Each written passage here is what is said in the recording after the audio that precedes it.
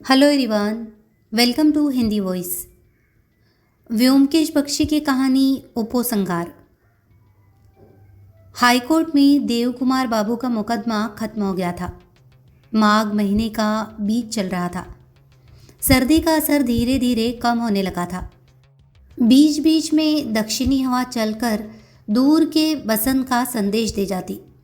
फिर भी सुबह के समय सुनहरी धूप अभी बहुत मीठी लगती थी। उस दिन सुबह मैं अकेला खिड़की के पास बैठकर धूप सेकते हुए अखबार के पन्ने पलट रहा था। व्योमकेश नाश्ता खत्म करके किसी काम से बाहर गया था। जाते समय कह गया था कि लौटते लौटते 10 बज जाएंगे। अखबार में देव कुमार बाबू के मुकदमे का विस्तृत विवरण छपा था। उसे पढ़ने की मुझे कोई ज़रूरत नहीं थी, क्योंकि मैं और व्योमकेश मुकदमे के दौरान हर दिन अदालत में मौजूद थे। इसलिए यूं ही पन्ने पलटते पलटते मैं देव कुमार बाबू की अद्भुत जिद के बारे में सोच रहा था। अगर वे थोड़ा नरम पड़ जाते तो शायद इतना बड़ा हत्या का मामला दब जाता, क्योंकि ऊंची राजनीति हमेशा कानून के नियम नहीं मानती। लेकिन उन्होंने जो जिद पकड़ ली कि अपने आविष्कार का फार्मूला किसी को नहीं बताएंगे, उस जिद से उन्हें कोई भी हिला नहीं सका। यहाँ तक कि माचिस की तीली की जांच करके भी जहर का असली तत्व पकड़ा नहीं जा सका। आखिर कानून का नाटक भी नियम के अनुसार पूरा हुआ और इस दुखद घटना पर अंततः पर्दा पड़ गया। मैं सोच और अखबार पढ़ने के बीच खोया हुआ था कि तभी पास वाले कमरे में टेलीफोन बज उठा। उठकर जाकर रिसीवर उठाया। थाने से इंस्पेक्टर बीरेन बाबू फ़ोन कर रहे थे। उनकी आवाज़ में घबराहट और बेचैनी साफ महसूस हो रही थी। उन्होंने पूछा, व्योमकेश बाबू है? मैंने कहा, वे बाहर गए हैं, कोई ज़रूरी बात है क्या? उन्होंने कहा, हाँ, वे कब लौटेंगे? मैंने जवाब दिया, 10 बजे तक। बीरेन बाबू बोले, अच्छा, मैं भी 10 बजे तक पहुंचता हूँ। एक बुरी खबर है। मैं खबर क्या है ये पूछ पाता उससे पहले ही उन्होंने फ़ोन काट दिया। मैं वापस आकर बैठ गया। घड़ी में देखा अभी 9 बजे थे। मन बेचैन होने लगा। फिर भी अखबार खोलकर जितना हो सके शांति से 10 बजने का इंतज़ार करने लगा। लेकिन 10 बजे तक इंतज़ार नहीं करना पड़ा। 9:30 बजे के बाद ही व्योमकेश लौट आया। बीरेन बाबू का फ़ोन आया था, ये सुनकर वो चौंक कर बोला, अच्छा, फिर क्या हुआ? मैंने चुपचाप सिर हिला दिया। तब व्योमकेश ने पुतीराम को आवाज़ देकर चाय का पानी चढ़ाने को कहा, क्योंकि बीरेन बाबू का स्वागत करना हो तो चाय का इंतज़ाम ज़रूरी था। चाय के प्रति उनका ऐसा खुला प्रेम था कि समय असमय की परवाह उन्हें कभी रोक नहीं पाती थी। चाय का आदेश देकर व्योमकेश कुर्सी पर टिक कर बैठ गया और सिगरेट निकालने लगा। एक सिगरेट ओठों में दबाकर जेब से माचिस निकालते हुए बोला, जब वीरेन बाबू ने कहा है कि बुरी खबर है तो मतलब कोई गंभीर बात होगी शायद। व्योमकेश अचानक रुक गया। मैंने सिर उठाकर देखा। वो हैरानी और स्तब्धता के साथ हाथ में पकड़ी माचिस की डिब्बी को घूर रहा था।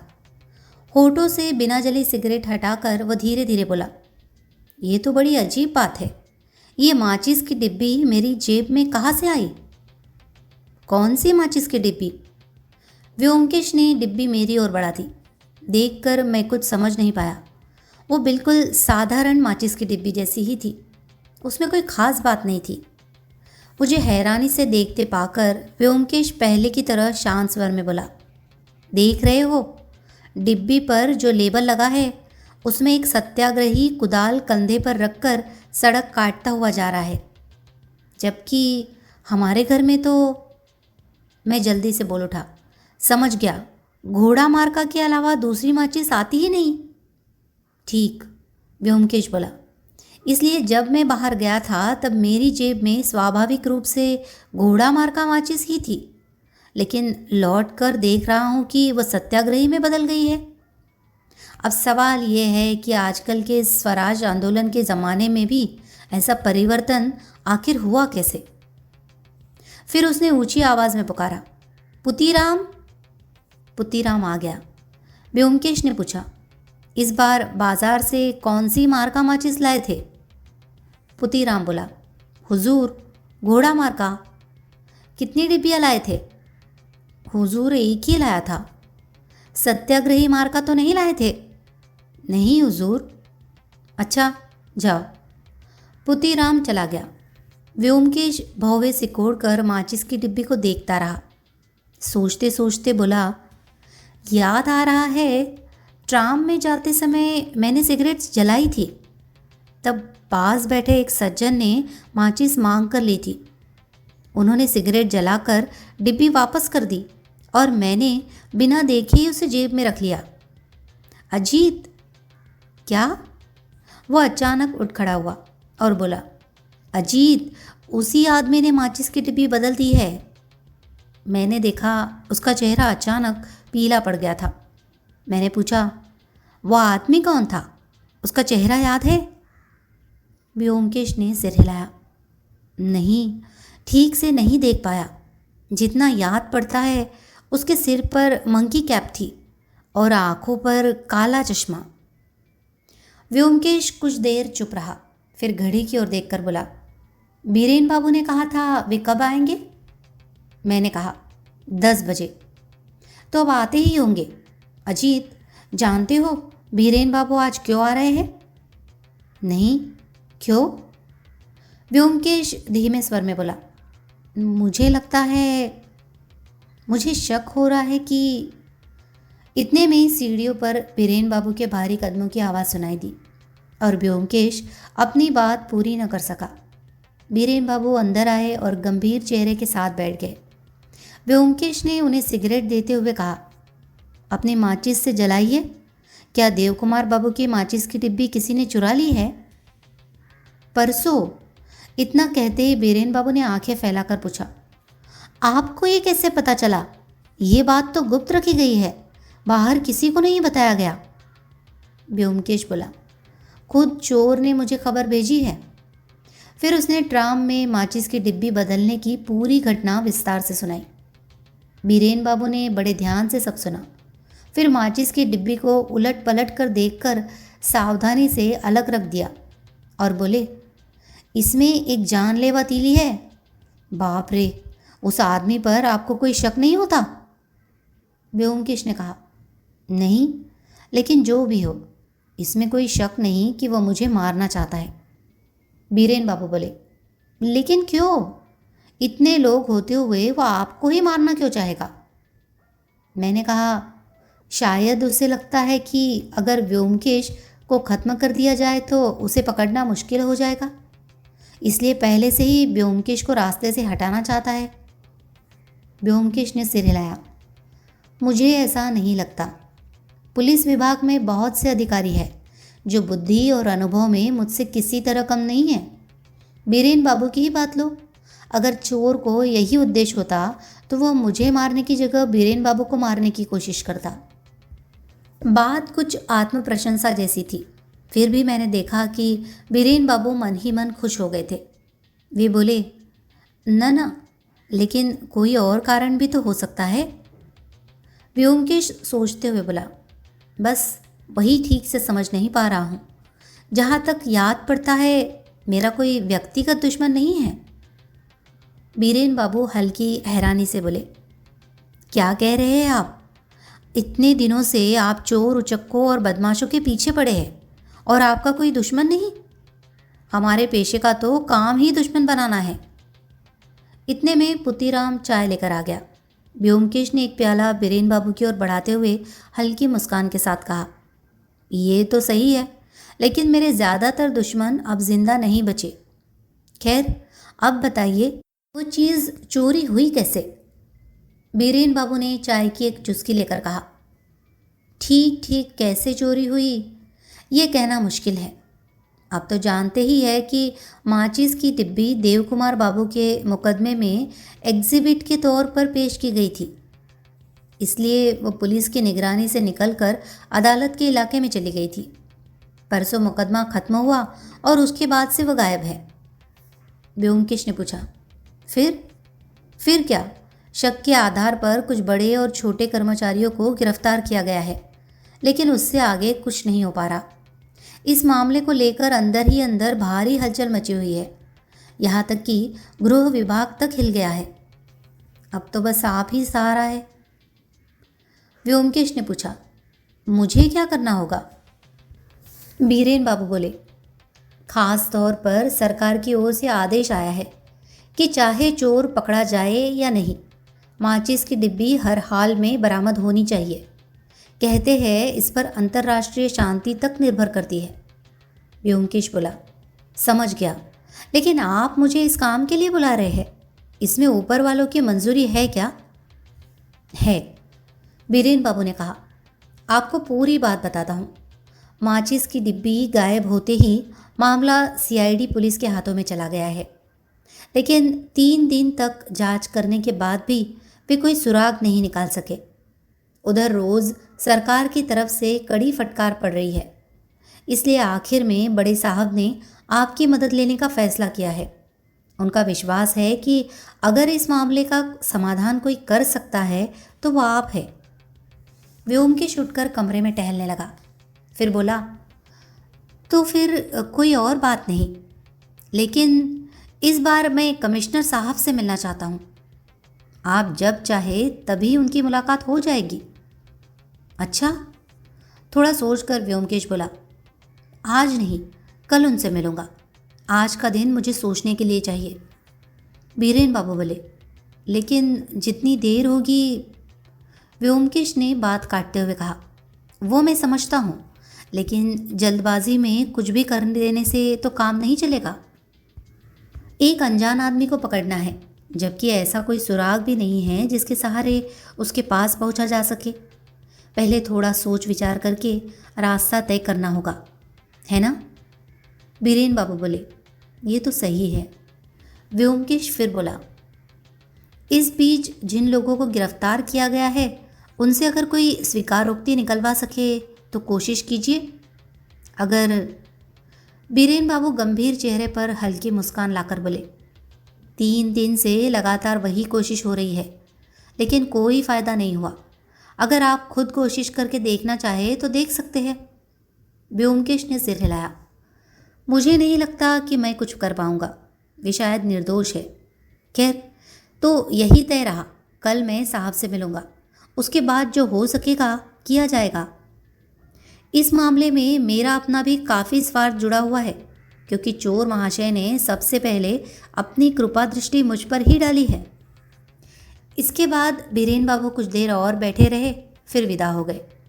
उनके जाने के बाद व्योमकेश उठकर माचिस की डिब्बी अपनी लाइब्रेरी के कमरे में रखाया। फिर हाथ पीछे बांधकर गंभीर और चिंतित चेहरे के साथ कमरे में टहलने लगा। 11 बज गए तो पुटीराम आकर नहाने की याद दिलाने लगा, लेकिन उसकी बात व्योमकेश के कानों तक पहुंची ही नहीं।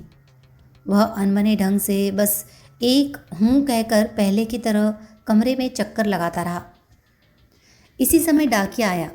उसने एक लिफाफा व्योमकेश के हाथ में देते हुए कहा, ज़रा देखिए तो ये चिट्ठी आपकी है या नहीं।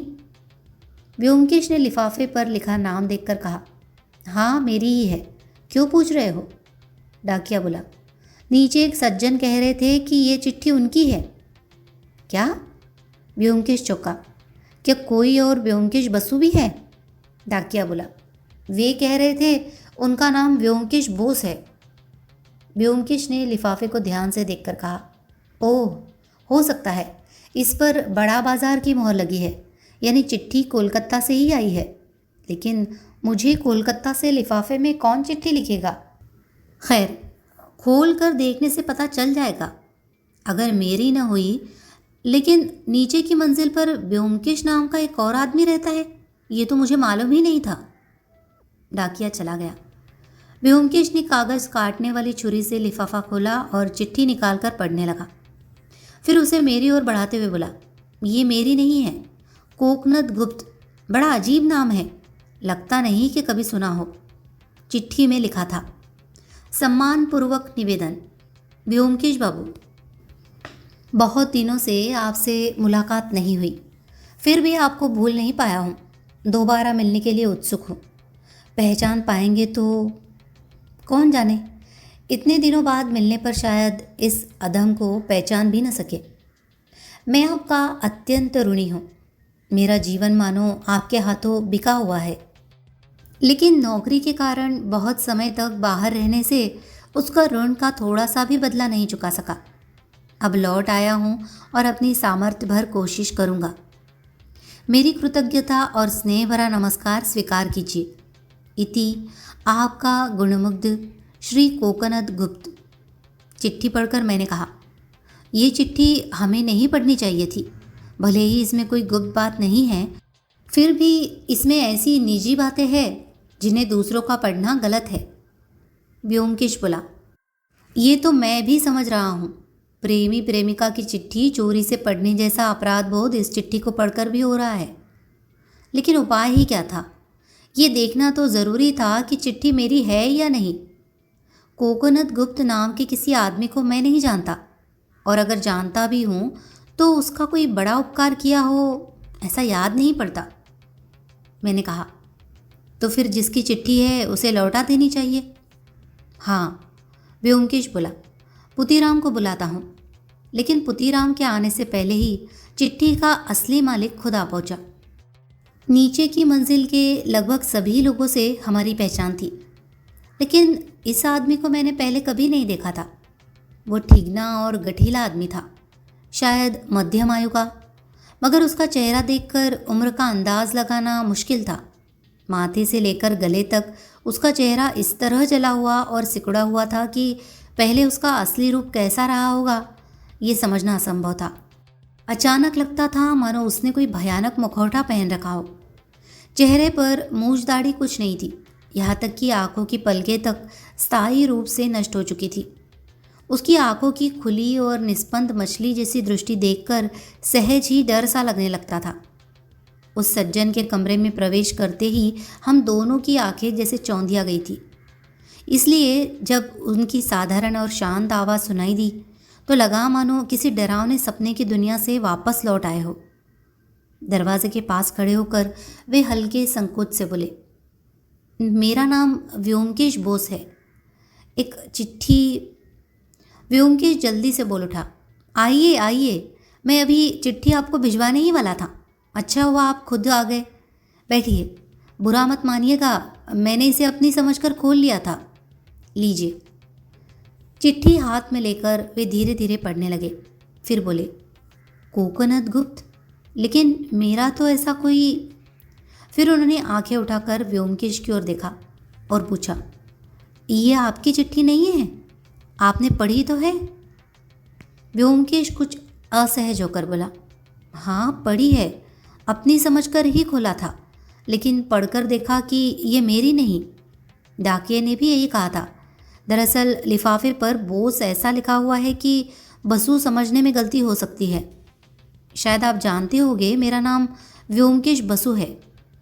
जानता हूँ भाई, आप तो इस मकान का गौरव है। यहाँ आते ही आपका नाम सुन लिया था, लेकिन ये चिट्ठी सचमुच मेरी है या नहीं ये ठीक समझ नहीं पा रहा हूँ। कोकोनद गुप्त नाम कुछ जाना पहचाना सा लग रहा है। फिर भी खैर, जब आप कह रहे हैं कि आपकी नहीं तो मेरी ही होगी। व्योमकेश हंसकर बोला, भले लोगों की यही आदत होती है, किसी पर उपकार करके भूल जाना। वे सज्जन जल्दी से बोले, नहीं नहीं, ऐसी बात नहीं, बहुत पुरानी बात होगी, इसलिए अचानक याद नहीं आ रहा, बाद में शायद याद आ जाए। अच्छा, नमस्कार। ये कहकर वे जाने लगे। व्योमकेश ने पूछा, आप इस मकान में कब से आए हैं? उन्होंने कहा, ज़्यादा दिन नहीं हुए, यही कोई 3, 5 या 7 दिन। अच्छा। व्योमकेश मुस्कुराया, जो भी हो, इतने दिनों में एक नाम का साथी तो मिल ही गया। अच्छा, नमस्कार। समय मिले तो कभी कभी आइएगा, थोड़ी बातचीत होगी। वे सज्जन हल्के झुककर सहमति जताते हुए चले गए। अब व्योमकेश ने घड़ी की ओर देखा और कमीज़ के बटन खोलते हुए बोला, बहुत देर हो गई, चलो नहा धोकर खाना खा ले, उसके बाद माचिस चोरी के मामले पर ठीक से सोचा जाएगा। सोचने के लिए बहुत कुछ है। जिस जंगल में शिकार ही नहीं, वहाँ से बाघ मारकर लाना होगा। अच्छा, हमारे इस दूसरे व्योमकेश बाबू को कहीं देखा हुआ लगता है क्या? मैंने दृढ़ स्वर में कहा। नहीं, ऐसा चेहरा तो कभी नहीं देखा।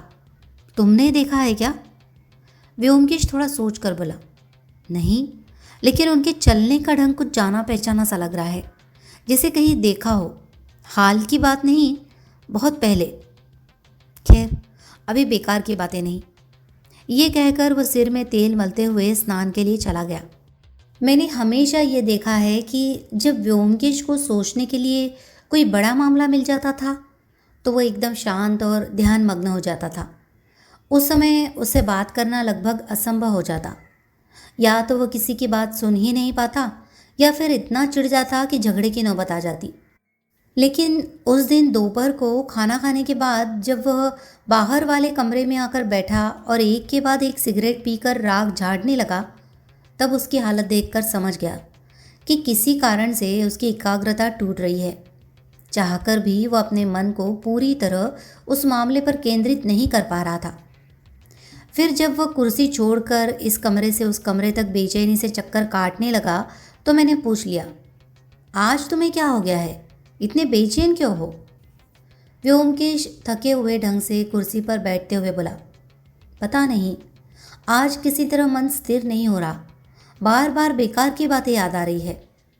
मैंने कहा, जब इतना गंभीर काम हाथ में है तब फालतू बातों में समय बर्बाद करना ठीक नहीं। व्योमकेश हल्की झुंझलाहट से बोला, क्या मैं जानबूझकर बेकार की बातें सोच रहा हूँ? आज सुबह की वो चिट्ठी। कौन सी चिट्ठी? अरे वही कोकोनट गुप्त वाली, बार बार वही दिमाग में घूम रही है। मैंने हैरानी से कहा, उस चिट्ठी में ऐसा क्या था? व्योमकेश बोला, कुछ भी नहीं, फिर भी लगता है अगर वह चिट्ठी सचमुच मुझे लिखी गई हो। अगर। मैंने कहा, मैं ठीक समझा नहीं। तुम उस चिट्ठी के लेखक को जानते नहीं और एक दूसरा आदमी उसे अपनी चिट्ठी बता रहा है, फिर वह तुम्हारी कैसे हो सकती है? ये तो सही है, व्योमकेश बोला, लेकिन चिट्ठी की बातें तुम्हें याद है? मैंने कहा, हाँ, उसमें बस बहुत भावुक ढंग से कृतज्ञता जताई गई थी और कुछ खास नहीं था। फिर उसे लेकर इतनी चिंता क्यों? व्योमकेश अचानक उठ खड़ा हुआ और बोला, तुम ठीक कहते हो, दिमाग को बेकार की बातों में उलझने देना ठीक नहीं, नहीं तो धीरे धीरे वो आदत बन जाती है।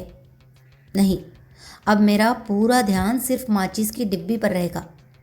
मैं लाइब्रेरी में जा रहा हूँ, चाय तैयार हो जाए तो बुला लेना।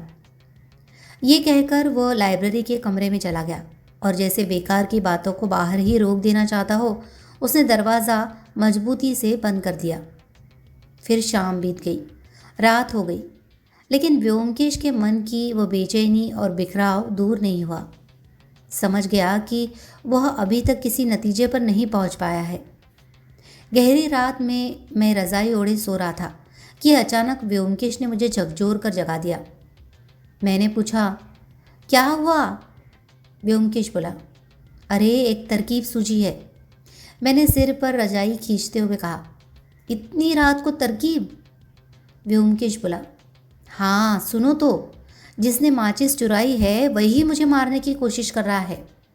क्यों? अब मान लो, अगर मैं सचमुच। लेकिन उससे पहले ही मैं फिर सो गया। सुबह नाश्ता करते समय मैंने कहा, कल रात तुम क्या कह रहे थे? आखिर तक सुन नहीं पाया। व्योमकेश गंभीर चेहरे से अखबार देखते हुए बोला, तुम सुनते ही क्यों? कल रात मैं तुम्हें अपनी मृत्यु की खबर दे रहा था और तुम खर्राटे लेकर सो गए। ऐसा दोस्त भी होता है? मैं चौंक कर उठ बैठा। मृत्यु की खबर? मतलब? व्योमकेश बोला, मतलब ये कि बहुत जल्द मेरी मृत्यु होने वाली है, लेकिन उससे पहले इस बार कमिश्नर साहब से मिलना ज़रूरी है। घड़ी की ओर देखकर वो बोला, अभी 8:30 बजे है, 9 बजे निकलना होगा। मैंने कहा, क्या उल्टी सीधी बातें कर रहे हो? कुछ समझ में नहीं आ रहा। व्योमकेश हल्की मुस्कान के साथ फिर अखबार पढ़ने लगा। मैं समझ गया कि कल रात उत्तेजना में उसने जो कुछ कह दिया था अब उसे आसानी से बताने वाला नहीं। निश्चित ही उसके दिमाग में कोई अजीब योजना आई थी। उसे जानने की उत्सुकता से मेरा मन बेचैन होने लगा। अफसोस हो रहा था कि रात में उसकी बात पूरी होने से पहले ही सो गया था। करीब 5 मिनट चुप्पी में बीत गए। मैं सोच रहा था कि किसी तरह कुरेद कर उससे बात निकलवाऊं या नहीं। तभी उसने अचानक अखबार से नज़र उठाकर पूछा, 1 लाख रुपए देकर यह माचिस की डिब्बी कौन खरीदेगा? मैंने पूछा, अब ये क्या है? व्योमकेश बोला, एक सज्जन इसे बेचना चाहते हैं, ये देखो।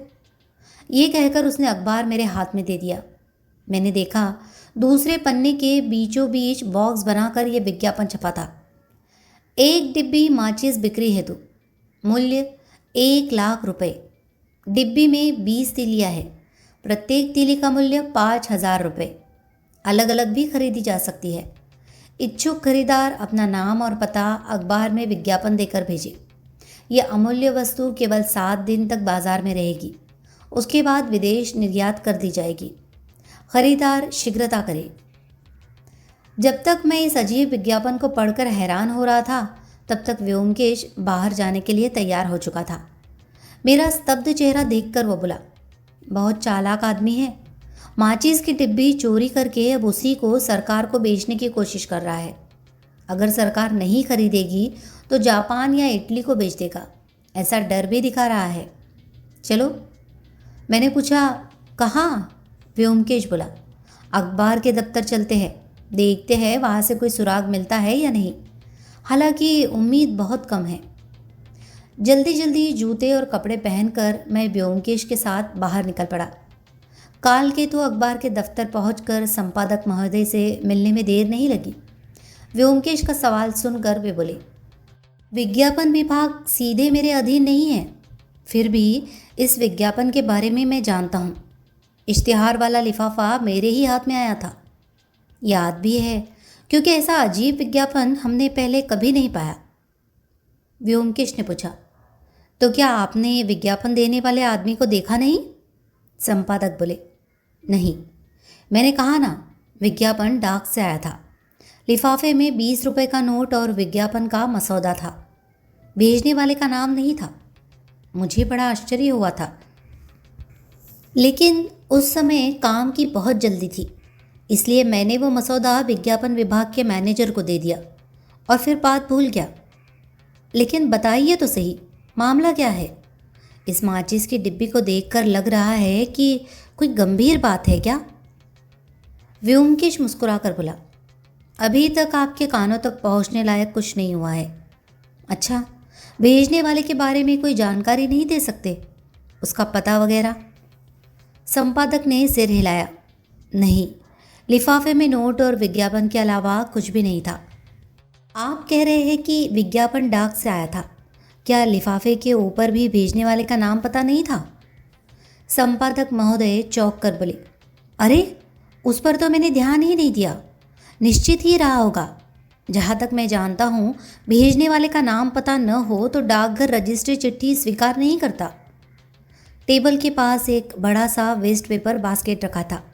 संपादक महोदय अचानक उठे और उसमें टटोलने लगे। कुछ देर बाद विजयी भाव से सीधे खड़े होकर बोले, मिल गया, ये लीजिए। वह एक साधारण सरकारी रजिस्ट्री लिफाफा था। उसके कोने पर भेजने वाले का नाम और पता लिखा था, B.K. सिंह, 18/1, सीताराम घोष स्ट्रीट, कलकत्ता। पता नोट करके व्योमकेश बोला, अरे ये तो हमारे ही इलाके का निकला। अच्छा, अब हम चलते हैं। बेकार बैठकर आपके काम में बाधा नहीं डालेंगे। बहुत धन्यवाद। संपादक बोले, धन्यवाद की कोई बात नहीं। अगर कोई नई खबर मिले तो हमें ज़रूर बताइएगा। आप जानते ही हैं, देव कुमार बाबू का मामला सबसे पहले हमने ही छापा था। अच्छा, ऐसा ही होगा, कहकर हम वहाँ से विदा हुए। कालकेतु दफ्तर से निकलकर हम सीधे सीताराम घोष स्ट्रीट पहुँचे। 18/1 नंबर का मकान छोटा सा 2 मंजिला घर था। रेलिंग पर धुले कपड़े सूख रहे थे और अंदर से बच्चों के पढ़ने की धीमी आवाज़ आ रही थी। व्योमकेश बोला, गलत पता है। खैर, जब आ ही गए हैं तो पूछताछ करके चलते हैं। इतने में आवाज़ सुनकर एक नौकर बाहर आ गया। उसने पूछा, किससे मिलना है बाबू? व्योमकेश ने पूछा। घर के मालिक है? नौकर बोला। नहीं। इस घर में कौन रहता है? दरोगा बाबू रहते हैं। दरोगा बाबू? नाम क्या है? बीरेन बाबू। व्योमकेश कुछ क्षण तक नौकर के चेहरे की ओर मुंह खोले देखता रहा, फिर अचानक हंस पड़ा और बोला, ओह, अब समझ आया। तुम्हारे बाबू घर आए तो कहना व्योमकेश बाबू मिलने आए थे। ये कहकर वह हंसते हंसते वापस चल पड़ा।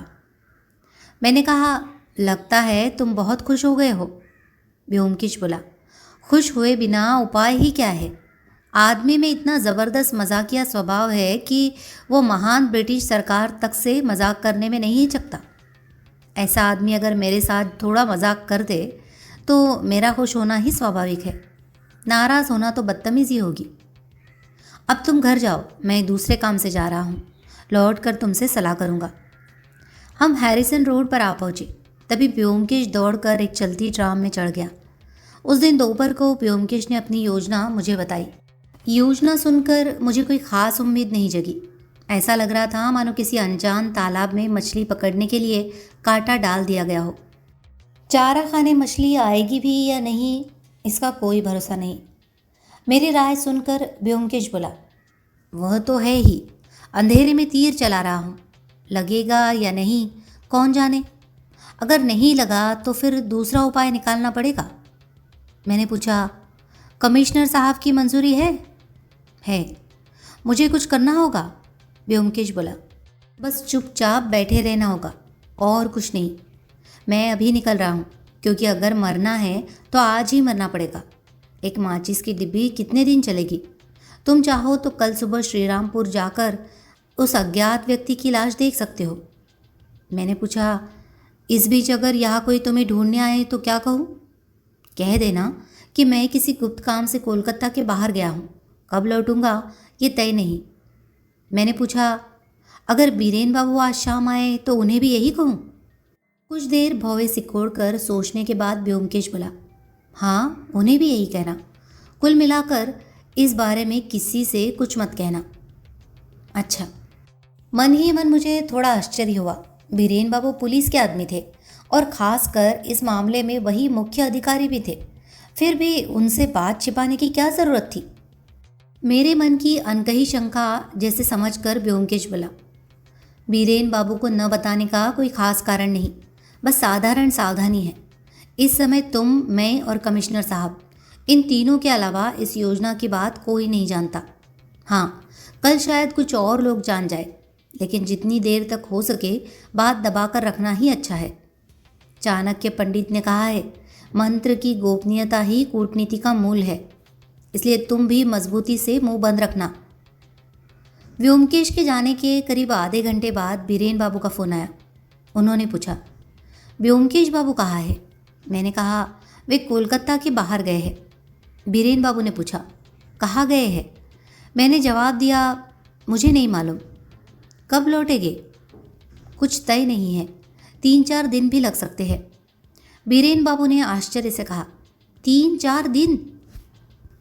आज सुबह आप लोग मेरे घर क्यों गए थे? मैंने अनजान बनते हुए कहा, ये भी नहीं जानता। फ़ोन के दूसरी ओर से बीरेन बाबू ने झुंझलाहट भरी आवाज़ निकाली, लगता है आप कुछ भी नहीं जानते। व्योमकेश बाबू किस काम से गए हैं ये भी नहीं जानते। मैंने कहा, नहीं। इसके बाद बीरेन बाबू ने ज़ोर से रिसीवर पटक कर फ़ोन काट दिया। धीरे धीरे 4 बज गए। मैंने पुतीराम को चाय बनाने के लिए कह दिया और सोच रहा था कि अब कुछ देर किताब पढूं। तभी दरवाजे पर हल्की सी दस्तक हुई।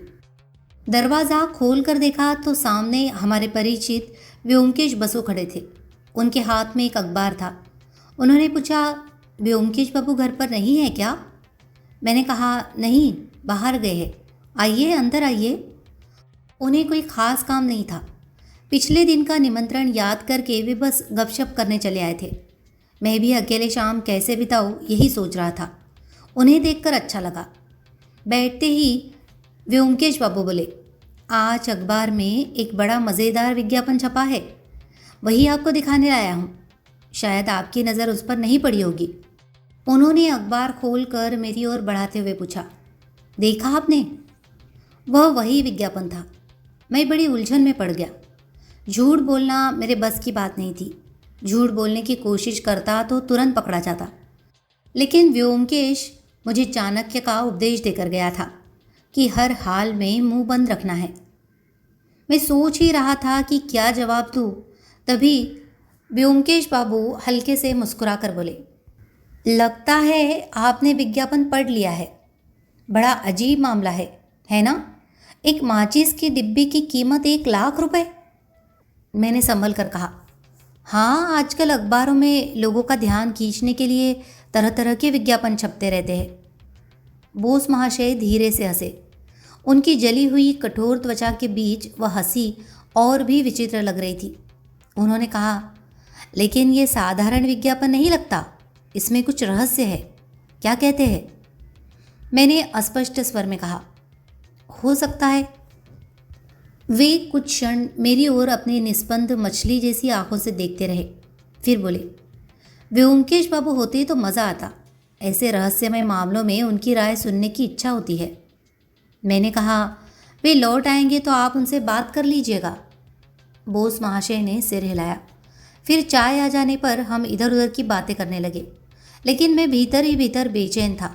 हर पल यही डर लग रहा था कि कहीं बातचीत के दौरान मुझसे कोई ऐसी बात न निकल जाए जिससे व्योमकेश की योजना पर पानी फिर जाए। मैं इस मुश्किल हालत में फंसकर सोच ही रहा था कि क्या जवाब दूँ। तभी बोस महाशय हल्के स्वर में हंस पड़े और बोले, आपने विज्ञापन पढ़ लिया है, लेकिन व्योमकेश बाबू ने इस बारे में कुछ भी बताने से मना कर रखा है ना? मैं चुप रहा। वे बोले, आजकल माचिस की तीलियों को लेकर बड़ा हंगामा मचा हुआ है। अभी उस दिन देवकुमार बाबू का मुकदमा खत्म हुआ, उसमें भी माचिस का मामला था, और अब ये माचिस की डिब्बी का विज्ञापन। कीमत 1 लाख रुपए। आम आदमी को तो स्वाभाविक ही शक होगा कि दोनों बातों में कोई संबंध है। ये कहकर उन्होंने सवालिया निगाहों से मेरी ओर देखा, लेकिन इस बार भी मैं चुप ही रहा। कुछ बोलने की हिम्मत नहीं हुई। डर था कि कहीं गलती से कुछ ऐसा न कह बैठूं जो नहीं कहना चाहिए। वे मुस्कुरा कर बोले, खैर, आप शायद सोच रहे होंगे कि मैं आप लोगों की गुप्त बात उगलवाने की कोशिश कर रहा हूँ। ये कहकर उन्होंने खुद ही दूसरा विषय छेड़ दिया। तब जाकर मैंने राहत की सांस ली। इतने में पुतीराम चाय दे गया। चाय के साथ क्रिकेट, राजनीति, साहित्य और न जाने कितनी बातों पर चर्चा होने लगी। मैंने देखा, आदमी बड़ा मिलनसार और बातचीत में निपुण था। बहुत से विषयों की अच्छी जानकारी रखता था। मैंने उसी समय पूछा, अच्छा, आप क्या काम करते हैं? बुरा मत मानिएगा, लेकिन हम लोगों के बीच ये सवाल शायद अनुचित नहीं होगा। वे कुछ क्षण चुप रहे, फिर बोले, सरकारी नौकरी करता हूँ। मैंने कहा, सरकारी नौकरी? उन्होंने सिर हिलाकर कहा, हाँ, लेकिन साधारण नौकरी की तरह रोज़ 10 से 4 दफ्तर में बैठना नहीं पड़ता। मेरा काम थोड़ा अलग तरह का है। मैंने उत्सुकता से पूछा, ओह, क्या करना पड़ता है? मुझे मालूम था कि ये सवाल शिष्टाचार के हिसाब से ठीक नहीं था, फिर भी जिज्ञासा रोक नहीं सका। वे धीरे धीरे बोले, राज्य चलाने के लिए सरकार को खुले तौर पर काम करने के अलावा और भी बहुत से काम करने पड़ते हैं। बहुत सी खबरें रखनी पड़ती है, यहाँ तक कि अपने ही कर्मचारियों पर नज़र रखनी पड़ती है। मेरा काम कुछ उसी तरह का है। मैं आश्चर्य से बोल उठा, सीआईडी पुलिस? वे हल्का सा मुस्कुराए और बोले, पुलिस के ऊपर भी पुलिस हो सकती है। आपका ये मकान बड़ा शांत और आरामदेह है। ऊपर की मंजिल में रहकर नीचे वालों की परेशानियां भी नहीं झेलनी पड़ती। आप लोग यहाँ कब से रह रहे हैं? मैंने देखा कि उन्होंने बड़ी सफाई से बात बदल दी है, इसलिए मैं भी आगे कुछ पूछ न सका। मैंने कहा, मैं यहाँ करीब 8 साल से हूँ और व्योमकेश मुझसे भी पहले से यहाँ रह रहा है। इसके बाद कुछ देर और सामान्य बातचीत होती रही। उनके चेहरे की ऐसी हालत कैसे हुई, ये पूछने पर उन्होंने बताया कि कुछ साल पहले प्रयोगशाला में काम करते समय अचानक एसिड की शीशी फट गई थी और तेज़ाब उनके चेहरे पर गिर पड़ा था। तभी से उनका चेहरा ऐसा हो गया। फिर वे उठ खड़े हुए। दरवाजे की ओर जाते जाते अचानक मुड़कर उन्होंने पूछा, दरोगा बीरेन बाबू से आप लोगों की पहचान है? आप उन्हें कैसा आदमी मानते हैं? मैंने कहा, कैसा आदमी? उनसे हमारा परिचय तो काम के सिलसिले में हुआ है। उनके चरित्र के बारे में मैं कुछ नहीं जानता। उन्होंने फिर पूछा, क्या वे आपको बहुत लालची आदमी लगते हैं? मैंने कहा, माफ़ कीजिए बोस बाबू, लेकिन उनके बारे में मैं कुछ भी कहना नहीं चाहता। अच्छा, अब चलता हूँ। ये कहकर वे चले गए, लेकिन उनकी बातें मेरे मन में कांटे की तरह चुभती रही। क्या वे बीरेन बाबू के चरित्र के बारे में कुछ जानना चाहते थे? क्या बीरेन बाबू लालची आदमी थे? मैंने सुना था कि पुलिस के कर्मचारी अक्सर धन लोलुप होते हैं, लेकिन बीरेन बाबू के बारे में कभी कोई कानाफूसी भी नहीं सुनी थी। फिर इस सवाल का मतलब क्या था? और सरकार का ये गुप्त कर्मचारी आखिर किस इरादे से मुझसे ये पूछताछ कर रहा था? अगली सुबह उठते ही मैंने अखबार खोला। जिसकी उम्मीद थी वही खबर छपी थी।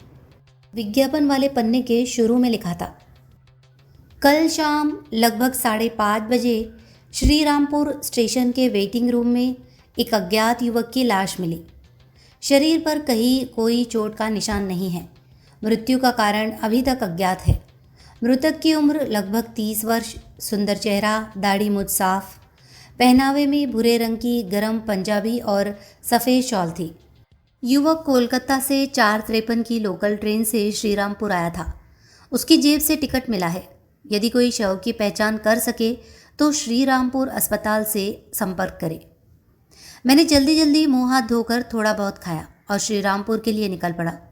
ऊपरी मंजिल से उतरकर नीचे की सीढ़ियों पर कदम रखने ही वाला था कि पीछे से आवाज़ आई, अजीत बाबू, सुबह सुबह कहाँ चले जा रहे हैं? मैंने देखा बोस बाबू अपने कमरे के दरवाजे पर खड़े हैं। आज फिर झूठ बोलना पड़ा। मैं जल्दी से बाहर निकलते हुए बोला, जा रहा हूँ साउथ हार्बर, एक दोस्त के घर। व्योमकेश कब लौटेगा कुछ तय नहीं है, इसलिए सोचा 2-3 दिन घुमाओ। उन्होंने पूछा, आज का अखबार पढ़ा आपने? मैंने कहा, अभी नहीं, कल का अखबार बदल कर लाया था, सोचा गाड़ी में बैठकर पढ़ूंगा। ये कहकर मैं नीचे उतर गया। सड़क पर आकर कुछ दूर तक सियालदे की ओर पैदल चला। फिर वहाँ से ट्राम पकड़कर हावड़ा की तरफ रवाना हुआ। नई झूठ बोलने की आदत डालने में एक दिक्कत होती है। हर समय पकड़े जाने का डर बना रहता है। शायद आदमी जब पूरी तरह पक्का झूठा बन जाता है तब यह झिझक भी खत्म हो जाती होगी। खैर, हावड़ा से ट्रेन पकड़कर लगभग 9:30 बजे श्रीरामपुर पहुंचा। अस्पताल के सामने एक सज्जन खड़े थे। मैंने उनसे लाश के बारे में पूछा। उन्होंने मुझे सिर से पांव तक तेज नज़रों से देखा, फिर थोड़ी दूर एक छोटी सी कोठरी की ओर इशारा कर दिया। वह कमरा मुख्य अस्पताल से अलग था और उसके सामने एक पुलिस का सिपाही पहरा दे रहा था। कांच और तार से बनी उस छोटी सी कोठरी के सामने जाकर मैंने अपना परिचय दिया। भीतर जाने में कोई खास दिक्कत नहीं हुई। अंदर देखा, कमरे के बीचों बीच तख्त जैसी लंबी चौकी पर व्योमकेश लेटा हुआ है। उसके पैरों से लेकर गले तक एक कपड़ा ढका हुआ था। चेहरा बिल्कुल मृत व्यक्ति की तरह कठोर और निश्चल। मैं उसके पास जाकर धीरे से बोला, अबू हुसैन, जाग रहे हो? व्योमकेश ने आंखें खोल दी। मैंने पूछा, कब से इस हालत में पड़े हो? वह बोला, लगभग 2 घंटे से। अगर एक सिगरेट मिल जाए तो बड़ा अच्छा हो। मैंने कहा, असंभव। सुना है मरा हुआ आदमी पानी पी सकता है, लेकिन सिगरेट पीना सख्त मना है। व्योमकेश हल्का मुस्कुराकर बोला, पक्का जानते हो? मनुस्मृति में ऐसा कोई नियम लिखा है? मैंने कहा, नहीं। अच्छा, अब तक कितने लोग देखने आए? व्योमकेश बोला, सिर्फ 3। सब स्थानीय लोग थे, बिल्कुल साधारण किस्म के। मैंने पूछा, फिर? व्योमकेश बोला, अभी निराश होने की कोई वजह नहीं है। आज पूरा दिन पड़ा है और कल सुबह तक का समय भी मिलेगा। मैंने कहा, क्या तुम 2 दिन तक इसी तरह यहाँ पड़े रहोगे? सोचो, अगर उस आदमी की नज़र विज्ञापन पर पड़ी ही न हो तो? व्योमकेश बोला, उसकी नज़र पड़नी ही पड़ेगी। वह इस समय लगातार विज्ञापन ढूंढ रहा है। मैंने कहा, ये भी ठीक है। अच्छा, अब मैं क्या करूं? वो बोला, तुम इस कमरे के आसपास कहीं छिपकर बैठे रहो और जो लोग यहाँ आए उन पर नज़र रखो। वैसे पुलिस भी निगरानी कर रही है। जो भी इस अभागे को देखने आएगा उसके पीछे जासूस लगा दिया जाएगा, लेकिन ज़्यादा आंखें होने में नुकसान नहीं। अगर तुम्हें कोई जाना पहचाना आदमी दिखे तो तुरंत आकर मुझे खबर देना। मेरी मुश्किल यह है कि मैं आंखें खोल नहीं सकता, इसलिए जो लोग यहाँ दर्शन देने आ रहे हैं उनके चेहरे नहीं देख पा रहा हूँ। अगर मुर्दा अचानक आंखें फाड़ कर देखने लगे तो बड़ा हंगामा मच जाएगा। मैंने कहा, अच्छा, मैं आसपास ही रहता हूँ, लेकिन पुलिस कहीं मुझे ही पकड़ न ले। व्योमकेश बोला, दरवाजे पर जो पहरा दे रहा है उसे चुपचाप अपना परिचय दे देना, फिर कोई दिक्कत नहीं होगी। वह एकदम रंग बदलने वाला गिरगिट है। देखने में साधारण पुलिस कांस्टेबल लगता है, लेकिन असल में सीआईडी का दरोगा है। बाहर आकर मैंने उस भेष बदले प्रहरी को अपना परिचय दिया। उसने थोड़ी दूर एक मोतिया के झाड़ की ओर इशारा किया। वो झाड़ी ऐसी जगह थी कि उसके पीछे छिपकर बैठने पर व्योमकेश के कमरे का दरवाज़ा साफ दिखाई देता था, लेकिन बाहर से देखने पर अंदाज़ा भी नहीं लगाया जा सकता था कि भीतर कोई बैठा है। मैं झाड़ी के भीतर जाकर बैठ गया। चारों ओर से घिरा होने पर भी ऊपर खुला था। धूप सेकते हुए आराम से सिगरेट सुलगा ली। धीरे धीरे समय बढ़ने लगा और लाश देखने आने वालों की संख्या भी 2-4 करके बढ़ती चली गई। मैं उत्सुकता से सबको देखने लगा। सब अपरिचित थे। चेहरों से लगता था कि ज़्यादातर बेरोजगार किस्म के लोग हैं जिन्हें कोई नया तमाशा मिल गया है। धीरे धीरे 11 बज गए। सिर के ऊपर सूरज तेज होने लगा। मैंने रुमाल सिर पर डाल दिया। अब मन में धीरे धीरे एक तरह की निराशा पैदा होने लगी। जिसने माचिस की डिब्बी चुराई थी वो आखिर श्रीरामपुर में किसी अज्ञात व्यक्ति की लाश देखने क्यों आएगा? और अगर आ भी जाए तो इतने लोगों में उसे पहचानना कैसे संभव होगा? हाँ, पुलिस सबके पीछे आदमी लगाएगी, लेकिन उससे भी क्या फ़ायदा होगा? मुझे लगने लगा कि व्योमकेश बेकार ही इतनी मेहनत कर रहा है। मैं व्योमकेश के कमरे की ओर देखते हुए यही सब सोच रहा था कि अचानक चौंक पड़ा। एक आदमी तेज़ी से आया और सीधे उस कोठरी में घुस गया। मुश्किल से 5 सेकंड भीतर रहा होगा, फिर तुरंत बाहर निकल आया। पहरेदार के सवाल पर उसने बस सिर हिलाया और तेज़ कदमों से आगे बढ़ गया। वो आदमी और कोई नहीं, हमारे मकान का नया व्योमकेश बाबू था। उसे देखकर मैं इतना स्तब्ध रह गया कि उसके चले जाने के बाद भी कुछ देर तक अवाक बैठा रहा। फिर अचानक उछलकर उस कमरे की ओर दौड़ा। शायद व्योमकेश ने मेरे कदमों की आहट सुन ली थी, क्योंकि वो फिर से मुर्दे की तरह लेट गया था। मैं उसके पास जाकर उत्तेजित स्वर में बोला, अरे जानते हो कौन आया था? तुम्हारा दोस्त, हमारे मकान वाला नया व्योमकेश बाबू। व्योमकेश एक झटके से उठ बैठा और फटी आंखों से मेरी ओर देखने लगा। फिर चौकी से कूदकर नीचे उतर आया और बोला, ठीक देखा था, कोई गलती तो नहीं? मैंने कहा, ज़रा भी गलती नहीं। धत, इतनी देर में शायद भाग भी गया होगा। व्योमकेश के शरीर पर कपड़े तो थे, लेकिन पैरों में जूते नहीं थे। उसी हालत में वो बाहर की ओर दौड़ पड़ा। अस्पताल के सामने जो सज्जन पहले से खड़े थे वे अभी भी वही थे। व्योमकेश ने हाँफते हुए उनसे पूछा, किधर गया अभी जो आदमी आया था? वे घबरा कर बोले, वही, हाँ, उसी को गिरफ्तार करना होगा। सज्जन ने सिर पकड़कर कहा, वो भाग गया। भाग गया? वो कोलकाता से टैक्सी में आया था और फिर उसी टैक्सी में बैठकर भाग निकला। हमारे पास मोटर बाइक का इंतज़ाम नहीं था, इसलिए। व्योमकेश दांत पीसकर बोला, इसका जवाब आपको देना पड़ेगा। चलो अजीत, अगर कोई टैक्सी मिल जाए, शायद अभी भी। लेकिन टैक्सी नहीं मिली। मजबूर होकर बस से ही कोलकाता लौटना पड़ा। रास्ते में मैंने पूछा, तो वही आदमी था? व्योमकेश ने गर्दन हिलाई। लेकिन तुमने पहचाना कैसे? वो बाद में बताऊंगा। अच्छा, वो इतनी जल्दी में भागा क्यों? अगर तुम सचमुच मर चुके होते। वो शिकारी बिल्ली है। कमरे में पैर रखते ही समझ गया कि जाल बिछा है, इसलिए तुरंत खिसक गया। करीब 12:30 बजे हम मेस पहुँचे। ऊपर जाकर देखा कि सीढ़ियों के पास मैनेजर खड़े हैं। व्योमकेश ने पूछा, दूसरे व्योमकेश बाबू आए थे?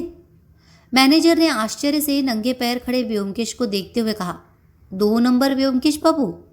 वे तो अभी थोड़ी देर पहले ही चले गए। घर से कोई ज़रूरी खबर आई थी, इसलिए जल्दी जाना पड़ा। वे आपका हाल भी पूछ रहे थे। आपको नमस्कार कह गए हैं और बोले हैं कि आप दुख न करें, जल्द ही फिर मुलाकात होगी। इस ज़बरदस्त झटके को संभाल कर ब्योमकेश ने पूछा, उनका कमरा कौन सा है? वही 5 नंबर कमरा। 5 नंबर कमरे के दरवाजे पर ताला लगा था। ब्योमकेश ने पूछा, इसकी चाबी कहाँ है? मैनेजर बोले, मेरे पास एक चाबी है, लेकिन खोलिए। जेब से चाबियों का गुच्छा निकालते हुए मैनेजर घबरा कर बोले, क्या क्या हुआ ब्योमकेश बाबू? कोई खास बात नहीं। जो सज्जन इस कमरे में रहते थे वे एक फरार आरोपी है। मैनेजर ने जल्दी से ताला खोल दिया। कमरे में घुसकर ब्योमकेश ने चारों तरफ नज़र दौड़ाई और कहा, लगता है वे कुछ भी साथ नहीं ले गए। बक्सा, बिस्तर, सब कुछ यही पड़ा है। मैनेजर बोले, वे सिर्फ एक छोटा हैंडबैग और पानी का घड़ा लेकर गए हैं, बाकी सब यही छोड़ गए। कह गए हैं कि 2-4 दिनों में लौट आएंगे, इसलिए मैंने भी सोचा। ब्योमकेश बोले, ठीक है, अब आप थाने के इंस्पेक्टर बीरेन बाबू को खबर भेजिए। उनसे कहिए कि चोर का पता मिल गया है और वे जल्दी यहाँ आए। तब तक हम इस कमरे को देख लेते हैं। मैनेजर के जाते ही ब्योमकेश ने कमरे की चीज़ों की जांच शुरू कर दी। इस मेज़ के लगभग सभी कमरे बड़े बड़े थे और हर कमरे में 2 या 3 लोग रहते थे। केवल ये 5 नंबर कमरा छोटा था, जिसमें एक से अधिक आदमी का रहना मुश्किल था। किराया भी थोड़ा ज़्यादा था, इसलिए यह कमरा अधिकतर खाली ही पड़ा रहता था। जो लोग एकांत और स्वतंत्रता पसंद करते उनके लिए ये कमरा बहुत अच्छा था। कमरे में 2 छोटे ट्रंक और बिस्तर के अलावा कोई ख़ास सामान नहीं था। ब्योमकेश ने बिस्तर को गौर से देखकर कहा, सर्दियों का समय है, फिर भी रज़ाई, चादर, तकिया कुछ भी साथ नहीं ले गए, यानी समझे? मैंने कहा, नहीं, क्या? कहीं और रहने का इंतज़ाम है? ब्योमकेश ने बिस्तर को उलट पलट कर देखा, लेकिन कुछ नहीं मिला। मैंने पूछा, क्या तुम्हें उम्मीद है कि उसने माचिस की डिब्बी इसी कमरे में छिपा कर रखी है? नहीं, मैं ये खोज रहा हूँ कि वो वापस यहाँ आया क्यों था। उसका वर्तमान पता, अगर कहीं कोई ऐसी चीज़ मिल जाए जिससे उसके असली नाम या पहचान का कुछ संकेत मिले। अब तक तो तुम भी समझ गए होगे कि उसका असली नाम ब्योमकेश बसु नहीं है। मैंने कहा, मतलब? हाँ, समझ गया, लेकिन ब्योमकेश नाम रखने का उद्देश्य क्या था? बिस्तर पर बैठकर कमरे के चारों ओर देखते हुए ब्योमकेश बोला, उद्देश्य था प्रतिशोध। अजीत, प्रतिशोध का मनोविज्ञान बड़ा विचित्र होता है। तुम लेखक हो, इसलिए यह बात अच्छी तरह समझ सकते हो। पर्दे के पीछे रहकर बदला लेने से आदमी को पूरा संतोष नहीं मिलता। हर वार के साथ वो यह जताना चाहता है कि बदला वही ले रहा है। अगर दुश्मन यह न जान पाए कि चोट कहाँ से आ रही है, तो प्रतिशोध का आधा आनंद ही खत्म हो जाता है। इसलिए वो सीधे मेरी छाती पर आकर बैठ गया था। अगर यह 20वीं सदी न होकर पाषाण युग होता तो इतनी चालाकियों की ज़रूरत नहीं पड़ती। वह सीधे पत्थर का गदा उठाकर मेरे सिर पर दे मारता। लेकिन अब वैसा नहीं हो सकता, क्योंकि पकड़े जाने का डर है। कुल मिलाकर प्रतिशोध का तरीका बदल गया है, लेकिन मनोविज्ञान नहीं बदला। आज जो वह मेरा मरा हुआ चेहरा देखने के लिए श्रीरामपुर दौड़ा गया था, वह भी उसी भावना से प्रेरित था। ब्योमकेश हल्का सा मुस्कुराया। उस चिट्ठी की बात याद है ना?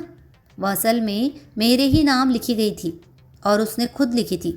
ऊपर से वह कृतज्ञता दिखा रहा था, लेकिन उसके पीछे बहुत क्रूर संकेत छिपा था। उसने लगभग साफ शब्दों में बता दिया था कि वह भूला नहीं है और अपना ऋण चुकाने के लिए बेचैन है। हालांकि उस समय हम लोग चिट्ठी का मतलब समझ नहीं पाए थे, फिर भी मेरे मन में एक खटका लगा था। शायद तुम्हें याद होगा। अब उस पत्र की पंक्तियाँ मुझे बिल्कुल नए अर्थ में दिखाई देने लगी है। मैंने कहा, हाँ याद है, लेकिन तब कौन जानता था? अच्छा, वो आदमी तुम्हारा कोई पुराना दुश्मन है? इसमें ज़रा भी शक नहीं। लेकिन वो है कौन? कुछ समझ पा रहे हो? शायद थोड़ा थोड़ा समझ रहा हूँ, लेकिन अभी वो बात रहने दो। पहले उसके बक्से देखते हैं।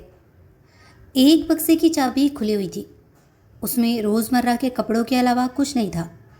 दूसरे बक्से का ताला ब्योमकेश ने 2-3 बार हिलाया और थोड़ा दबाते ही वह खुल भी गया। अंदर कुछ गरम कोट, पंजाबी वगैरह रखे थे। उन्हें निकालकर नीचे देखते ही एक शीशी स्पिरिट गम और कुछ गूंदे हुए नकली बाल बाहर गिर पड़े। उन नकली बालों को उठाकर देखते हुए ब्योमकेश बोला, जिसके चेहरे को तेजाब ने जला दिया हो उसे बीच बीच में नकली मूंछ दाढ़ी लगाकर भेस बदलना ही पड़ता है। शायद इन्हीं चीज़ों को लगाकर उसने ट्राम में मेरी माचिस बदल दी थी। क्रेप के बाल आदि एक तरफ रखकर ब्योमकेश ने फिर बक्से से दोनों हाथों से कुछ चीज़ें निकाली और कहा, लेकिन ये क्या है? मोम जामे जैसे कपड़े में कुछ सामान लिपटा हुआ था। ब्योमकेश ने सावधानी से उन्हें फर्श पर रखा और कपड़ा खुला। उसमें आधे औंस की एक खाली शीशी, कुछ लाल रंग की सीलिंग वैक्स की टिकिया और आधी जली हुई मोमबत्ती रखी थी। ब्योमकेश ने शीशी का ढक्कन खोलकर सूंघा, फिर मोमबत्ती और सीलिंग वैक्स को बहुत ध्यान से देखा। अंत में मोम जामे के कपड़े को उठाकर उसकी जांच करने लगा।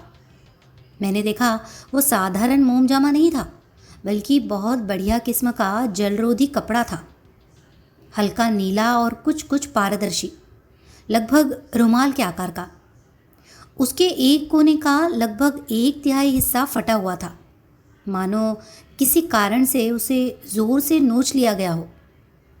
ब्योमकेश धीरे धीरे बोला, शीशी, सीलिंग वैक्स, मोमबत्ती और ये वाटरप्रूफ कपड़ा, सब एक साथ? मैंने पूछा, मतलब समझे? ब्योमकेश बोला, तुम समझे नहीं? मैंने हताश होकर कहा, कुछ भी नहीं। तुम क्या समझे? सब समझ गया हूँ, सिर्फ उस सज्जन का वर्तमान पता छोड़कर। चलो, यहाँ का काम खत्म हो गया। इतने में मैनेजर बाबू लौट आए। उन्होंने कहा, इंस्पेक्टर साहब को खबर भेज दी है, वे आते ही होंगे। अच्छा मैनेजर बाबू, जब मेरे ये मित्र यहाँ से गए तब आप उन्हें सड़क तक छोड़ने गए थे ना? जी हाँ, गया था। टैक्सी का नंबर आपकी नज़र में आया था? मैनेजर ने सिर हिलाकर कहा, जी नहीं, बस इतना देखा था कि पुरानी नीले रंग की टैक्सी थी और ड्राइवर एक सिख था। थोड़ी देर चुप रहकर ब्योमकेश ने पूछा, उस समय दरवाजे के पास और कोई था? मैनेजर कुछ सोचकर बोले, कोई भद्र लोग तो था, ऐसा याद नहीं पड़ता। हाँ, आपके नौकर पुत्तीराम बरामदे में बैठा था। आप लोग घर पर नहीं थे, इसलिए शायद वो थोड़ा। ब्योमकेश ने लंबी सांस लेकर कहा, पुत्तीराम का वहाँ होना या न होना बराबर है। उसे अंग्रेज़ी तो आती नहीं, इसलिए टैक्सी का नंबर देख भी लेता तो पढ़ नहीं पाता। चलो अजीत, 1:30 बज गए, पेट भी बगावत कर रहा है। मैनेजर बाबू, आज दोपहर का भोजन हमें यही करना होगा, अगर आपको असुविधा न हो तो। मैनेजर हंस पड़े, अरे इसमें असुविधा कैसी? ब्योमकेश बाबू, मेरा मतलब दूसरे नंबर वाले ब्योमकेश बाबू का खाना तो हांडी में रखा ही है, वे खाए भी ना चले गए। आप लोग स्नान कर लीजिए, मैं अभी भोजन भिजवाता हूँ। ब्योमकेश हंसकर बोला, अगर ये पता चल जाए कि नंबर 2 ब्योमकेश बाबू कहाँ बैठकर मज़े से खाना खा रहे हैं तो बहुत खुशी होगी। खाना अभी खत्म भी नहीं हुआ था कि बीरेन बाबू आ पहुँचे। किसी तरह जल्दी जल्दी खाना समाप्त करके जैसे ही बाहर वाले कमरे में आए, बीरेन बाबू उत्सुकता भरी नज़रों से ब्योमकेश की ओर देखने लगे। उनका चेहरा मानो एक जीवित प्रश्न बन गया था। ब्योमकेश बोले, लगता है आपने अभी तक खाना नहीं खाया? नहीं, मैं तो खाने के लिए घर ही जा रहा था, तभी आपका संदेश मिला। क्या हुआ ब्योमकेश बाबू, क्या उसे पकड़ लिया? बताता हूँ, लेकिन उससे पहले आपके लिए कुछ खाने को मंगवा दूँ। खाने की ज़रूरत नहीं है, हाँ एक प्याला अगर चाय मिल जाए तो। ब्योमकेश हंसकर बोले, ठीक है, और उसके साथ 2 उबले अंडे भी। पुत्तीराम आदेश लेकर चला गया। उसके बाद ब्योमकेश ने बीरेन बाबू को पूरी घटना विस्तार से सुनाई। उन्हें पहले से कुछ न बताने के कारण बीरेन बाबू दुखी हो गए। ब्योमकेश ने उन्हें जितना हो सका मीठे शब्दों में समझाया। फिर भी वे उदास स्वर में बोले, अगर मुझे पहले पता होता तो वो इतनी आसानी से हाथ से नहीं निकल पाता। अब उसे पकड़ना मुश्किल होगा, शायद अब तक वह कलकत्ता से बहुत दूर निकल गया होगा। ब्योमकेश फर्श की ओर देखते हुए कुछ देर चुप रहा, फिर बोला, लेकिन मुझे लगता है कि वह अभी भी कलकत्ता में ही है, क्योंकि वह माँ बाप के बिना पला हुआ आदमी है। ऐसे लोग अपना जाना पहचाना माहौल छोड़कर बहुत दूर नहीं भाग पाते। कलकत्ता शहर ही उसके लिए सबसे सुरक्षित जगह है। बीरेन बाबू बोले, तो अब क्या करना चाहिए? उसके चेहरे का विवरण देकर इश्तिहार जारी करने के अलावा मुझे कोई रास्ता नहीं दिखता। व्योमकेश सोचते हुए बोले, वो तो किया ही जा सकता है, लेकिन उससे पहले अगर टैक्सी का नंबर मिल जाता तो। इतने में पुतीराम चाय आदि लाकर बीरेन बाबू के सामने रख चुका था। व्योमकेश उसकी ओर मुड़कर बोला, पुतीराम, तुम्हें अंग्रेज़ी सीखनी चाहिए। आज ही एक अंग्रेज़ी की पहली किताब खरीद लाना। आज से अजीत तुम्हें अंग्रेज़ी पढ़ाएगा। ये अजीब बात सुनकर बीरेन बाबू आश्चर्य से व्योमकेश की ओर देखने लगे। व्योमकेश बोले, अगर ये अंग्रेज़ी जानता होता तो आज इतनी परेशानी ही नहीं होती। फिर व्योमकेश ने पुतीराम के दरवाजे के पास खड़े होने और टैक्सी देखने की बात याद करके निराशा से सिर हिलाया। पुतीराम ने झिझकते हुए हाथ जोड़कर कहा, हुजूर। क्या है? हुजूर, मैंने टैक्सी का नंबर देखा था। देखा था, लेकिन पढ़ तो नहीं पाए होगे। हुजूर, पढ़ लिया था। 4 के पीछे 2 शून्य थे, फिर उसके बाद एक और 4। हम तीनों आश्चर्य से उसका चेहरा देखने लगे। आखिर व्योमकेश ने पूछा, तू अंग्रेज़ी पढ़ना जानता है? नहीं हुजूर। तो फिर? नंबर बंगला में लिखा था बाबू, इसलिए मेरी नज़र पड़ गई। हम सबकी आंखें खुली की खुली रह गई। फिर व्योमकेश जोर से हंस पड़े। समझ गया। उन्होंने पुतीराम की पीठ थपथपाकर कहा, बहुत बढ़िया पुतीराम, आज से तुम्हारी तनख्वाह 1 रुपया बढ़ा दी।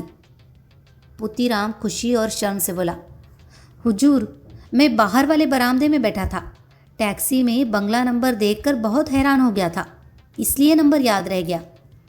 बीरेन बाबू बोले, लेकिन ये मामला क्या है? टैक्सी में बंगला नंबर आया कहाँ से? व्योमकेश हंसकर बोले, बंगला नंबर नहीं था, अंग्रेज़ी नंबर ही था, लेकिन हमारी किस्मत से वह बंगला जैसा दिखाई दे रहा था। समझे नहीं? असली नंबर था 8008 और पुतीराम ने उसे 4004 पढ़ लिया। ओह! बीरेन बाबू की आंखें और होठ कुछ क्षण के लिए आश्चर्य से खुले रह गए। आखिर में व्योमकेश बोले, तो फिर देर करने से क्या फ़ायदा? बीरेन बाबू, अब ये आपका काम है। नीले रंग की गाड़ी, चालाक ड्राइवर, नंबर 8008। इसे ढूंढ निकालना ज़्यादा मुश्किल नहीं होगा। आप तुरंत निकल पड़िए। जितनी जल्दी खबर मिले उतना अच्छा। मैं अभी जा रहा हूँ। बीरेन बाबू उठकर एक ही घूंट में चाय खत्म करते हुए बोले, शाम से पहले ही शायद खबर लेकर लौट आऊँगा। व्योमकेश बोले, सिर्फ खबर नहीं बल्कि गाड़ी और ड्राइवर दोनों को साथ लेकर आइएगा। तब तक मैं कमिश्नर साहब को टेलीफोन करके खबर दे देता हूँ। वे निश्चित ही चिंतित हो रहे होंगे। दरवाजे तक पहुंचकर बीरेन बाबू ने पूछा, क्या आप अपराधी का नाम या उसका पुराना परिचय बता सकते हैं? व्योमकेश बोले, पक्के तौर पर अभी नहीं कह सकता। फिर भी उन्होंने एक छोटे कागज़ पर एक नंबर लिखकर उनके हाथ में देते हुए कहा, अलीपुर जेल में इस कैदी का रिकॉर्ड देखने पर शायद कुछ जानकारी मिल जाए। बीरेन बाबू बोले, तो वो आदमी पहले से अपराधी है? मुझे तो ऐसा ही लगता है। कल सुबह ही उसकी खोज में यह नंबर निकाला था, लेकिन उसके जेल के रिकॉर्ड पढ़ने का समय ही नहीं मिला। आप सरकारी आदमी हैं, ये काम आसानी से कर लेंगे, ऑफिस के जरिए। क्यों? निश्चित ही। बीरेन बाबू ने कागज़ को सावधानी से मोड़कर जेब में रखा और वहाँ से चले गए। शाम होने से पहले हम दोनों बीरेन बाबू का इंतज़ार कर रहे थे। व्योमकेश अपना रिवॉल्वर तेल और कपड़े से साफ कर रहे थे। मैंने कहा, बीरेन बाबू अभी तक नहीं आए? व्योमकेश ने घड़ी की ओर देखते हुए कहा, अब आते ही होंगे। मैंने पूछा, अच्छा व्योमकेश, उस आदमी का असली नाम क्या है? तुम ज़रूर जानते होगे। मैं तो कह ही चुका हूँ, अभी पूरी तरह नहीं जानता। फिर भी कुछ अंदाज़ा तो लगाया है? हाँ, लगाया है। कि वो आदमी मेरा जाना पहचाना है? सिर्फ परिचित ही नहीं, तुम्हारा पुराना दोस्त है। क्या मतलब? व्योमकेश कुछ देर चुप रहे, फिर बोले, उस चिट्ठी में कोकनद गुप्त नाम था, याद है? उससे कुछ अंदाज़ा नहीं लगा सकते? मैंने कहा, क्या अंदाज़ा लगाओ? कोकनद गुप्त तो नकली नाम है। व्योमकेश बोले। इसलिए तो उससे और भी ज़्यादा संकेत मिलता है। आदमी का असली नाम तो अक्सर यूं ही रख दिया जाता है, जैसे किसी काने लड़के का नाम पद्मलोचन रख दिया जाए। जैसे तुम्हारा नाम अजीत, मेरा नाम व्योमकेश। हमारे स्वभाव या रूप से इन नामों का कोई संबंध नहीं। लेकिन जब आदमी सोच समझकर नकली नाम चुनता है, तब उसमें अपने बारे में कई संकेत छिपा देता है। कोकोनट शब्द तुम्हें कुछ याद नहीं दिलाता? किसी और शब्द से मिलती जुलती ध्वनि? मैंने सोचकर कहा, पता नहीं, मुझे तो कोकेन के अलावा किसी और शब्द से इसकी समानता नहीं लगती। व्योमकेश हंस पड़े और बोले, कोकोनट और कोकेन की समानता भले साहित्यिक दृष्टि से सही न हो, इसलिए तुम्हारे मन में बात नहीं बैठ रही। लेकिन इतने में उन्होंने बाहर की ओर देखकर कहा, लो, बीरेन बाबू आ रहे हैं और उनके साथ एक और आदमी भी है। अजीत, बत्ती जला दो, अंधेरा हो गया है। बीरेन बाबू अंदर आए। उनके साथ एक लंबा चौड़ा सिख आदमी था। उसके चेहरे पर घनी मूछ दाढ़ी थी, जिससे उसका उग्र रूप कुछ शांत लग रहा था। सिर पर पगड़ी बंधी थी। व्योमकेश ने दोनों को बैठने के लिए कहा। समय बर्बाद किए बिना व्योमकेश ने सिख से पूछताछ शुरू की। सिख ने बताया कि उसे सुबह वाला यात्री अच्छी तरह याद है। लगभग 7:30 बजे उस आदमी ने उसकी टैक्सी किराए पर ली थी और श्रीरामपुर गया था। वहाँ अस्पताल के पास गाड़ी रोककर वो आदमी अस्पताल के अंदर गया। थोड़ी देर बाद वो जल्दी जल्दी लौट आया और कलकत्ता वापस चलने को कहा। कलकत्ता पहुंचकर वो इस घर के सामने उतरा। फिर थोड़ा सा सामान लेकर दोबारा टैक्सी में बैठ गया। यहाँ से बऊ बाज़ार के पास किसी जगह जाकर वह आखिरी बार उतरा। उसने किराया पूरा चुकाया और ऊपर से 2 रुपये बख्शीश भी दिए। इससे सिख ड्राइवर को लगा कि वो आदमी बहुत भला इंसान है। व्योमकेश ने पूछा, आखिरी बार उतरकर वह किस तरफ गया था? सिख बोला, जहाँ तक याद है उसने एक कुली के सिर पर अपना बैग और पानी का घड़ा रखवाया था और फिर चला गया। लेकिन किस दिशा में गया ये मैंने ध्यान नहीं दिया। व्योमकेश बोले, क्या तुम अपनी गाड़ी लाए हो? जहाँ उस बाबू को उतारा था हमें ठीक वही ले जा सकते हो? सिख ने कहा कि वह आसानी से ले जा सकता है। फिर हम दोनों जल्दी से तैयार होकर नीचे उतर आए। घर के सामने नीले रंग की टैक्सी खड़ी थी, वही 8008 नंबर वाली गाड़ी। हम तीनों उसमें बैठ गए और सिख गाड़ी चलाने लगा। रात हो चुकी थी। टैक्सी के अंधेरे में बैठे बैठे बीरेन बाबू अचानक बोले, आपके कैदी की जानकारी मिल गई है। यही वही आदमी है, सिर्फ 6 महीने पहले जेल से छूटा है। व्योमकेश बोले, अच्छा, तो अब कोई शक नहीं रहा। उसका चेहरा कैसे जल गया था? बीरेन बाबू बोले, वो पढ़ा लिखा सभ्य आदमी और विज्ञान का जानकार था, इसलिए जेल अस्पताल की प्रयोगशाला में उसे काम करने दिया गया। 2 साल पहले नाइट्रिक एसिड की एक शीशी टूटकर उसके चेहरे पर गिर गई थी। उसके बचने की उम्मीद नहीं थी, लेकिन आखिरकार वो बच गया। इसके बाद कुछ देर कोई बात नहीं हुई।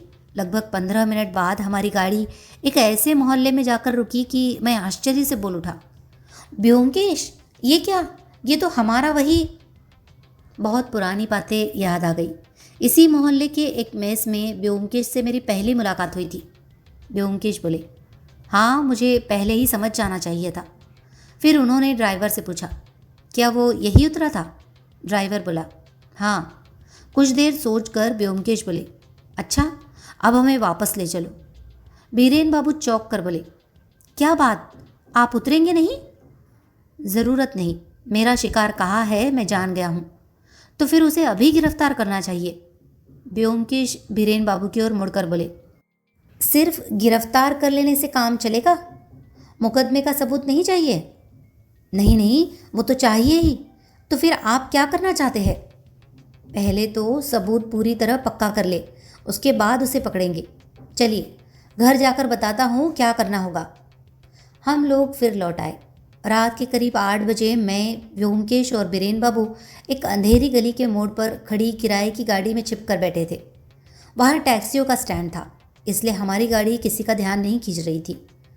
सामने लगभग 50 गज दूर वही पुराना मेस था। घर 1 साल में ज़रा भी नहीं बदला था। जैसा पहले था वैसा ही था। सिर्फ दूसरी मंजिल का मेस अब हट चुका था। ऊपर की कतार वाली खिड़कियों में कहीं भी रोशनी नहीं थी। करीब 20-25 मिनट इंतज़ार करने के बाद मैंने कहा, हम तो यहाँ पहरा दे रहे हैं, लेकिन अगर वह आज रात बाहर ही न निकले तो? व्योमकेश बोले। वो ज़रूर बाहर निकलेगा, रात का खाना तो खाना ही होगा। और 20 मिनट बीत गए। व्योमकेश गाड़ी की खिड़की से लगातार बाहर देख रहे थे। अचानक धीमी आवाज़ में बोले, अब वो निकल रहा है। हमने भी खिड़की से झांक कर देखा।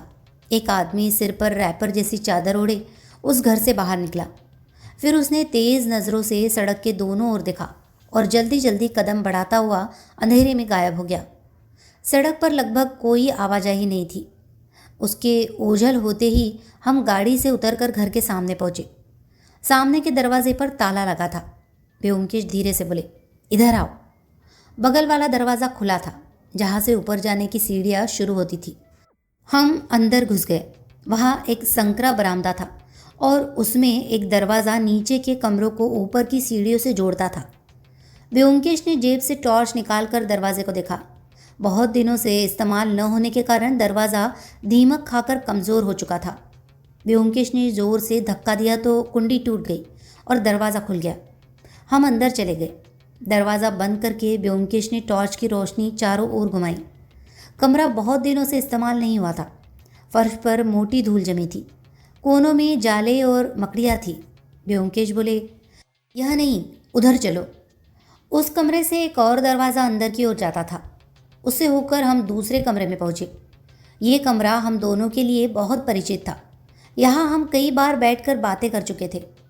टॉर्च की रोशनी में देखा कि कमरा हाल ही में साफ़ किया गया था। एक तरफ तख्त पर बिस्तर बिछा था, बीच में एक मेज़ और कुर्सी रखी थी। व्योमकेश ने कमरे में चारों ओर रोशनी डालकर देखा और बोले, यही कमरा है। बीरेन बाबू, अब आइए, अंधेरे में बैठकर घर के मालिक का इंतज़ार करें। बीरेन बाबू हिचकिचाकर बोले, लेकिन मुकदमे का सबूत इस समय? उसकी चिंता मत कीजिए, रिवॉल्वर और हथकड़ी जेब में है ना? हाँ है।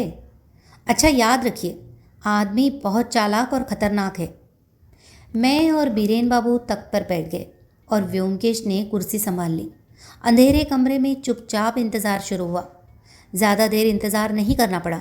आधा घंटा भी नहीं बीता था कि बाहर वाले दरवाजे पर खुट की आवाज़ सुनाई दी। हम तुरंत सतर्क होकर बैठ गए। सांसें अपने आप थम सी गई। बहुत हल्के कदमों की आहट अंधेरे में धीरे धीरे आगे बढ़ने लगी। फिर अचानक कमरे की बत्ती जल उठी। व्योमकेश ने सहज स्वर में कहा, आइए आइए अनुकूल बाबू, हम आपके पुराने मित्र हैं, इसलिए बिना अनुमति के कमरे में घुस आए हैं, बुरा मत मानिए। अनुकूल डॉक्टर यानी नंबर 2 व्योमकेश बाबू स्विच पर हाथ रखे खड़े थे। कुछ क्षण तक वे कुछ बोले नहीं। उनकी बिना पलक झपकती आंखें हम तीनों को बारी बारी से देखने लगी। फिर उनके पीले और विकृत चेहरे पर एक भयानक मुस्कान उभर आई। दांत भींच कर वे बोले, अरे व्योमकेश बाबू, और साथ में पुलिस भी दिख रही है। क्या चाहिए? कोकीन? व्योमकेश सिर हिलाकर हंसे। नहीं नहीं, इतनी कीमती चीज़ मांगकर आपको परेशानी में नहीं डालेंगे। हमें तो बस एक बहुत मामूली चीज़ चाहिए, मुकदमे का एक सबूत। अनुकूल बाबू की बिना पलक झपकती आंखें व्योमकेश के चेहरे पर टिक गई। वे धीरे धीरे बोले, मुकदमे का सबूत? उसका क्या मतलब? व्योमकेश बोले, मतलब ये कि ट्राम में सफ़र करते समय आपने जो माचिस की एक तीली मुझे उपहार में दी थी, उसी डिब्बे की बाकी तीलियाँ मुझे चाहिए।